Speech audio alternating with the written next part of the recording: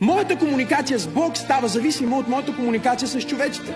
Да, защото това не е някаква вяра, в която ти можеш да мразиш и да плюеш брат си и същевременно да обичаш Бог. Да обичаш Бог и да мразиш Максим Асенов. Или който и да е брат. Може да не го разбираш, може да не си съгласен, може да го мразиш. Защото Йоан каза, всеки, който мрази брат си, е от дявола.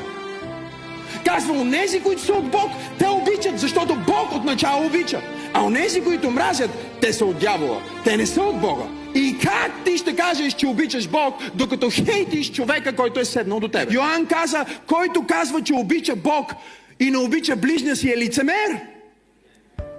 Всеки може да каже, че обича Бог, който не е виждал.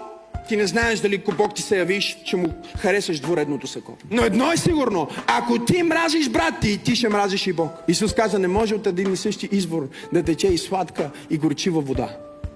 И как така със същата уста, с която хвалите Бог, вие хулите ближния си?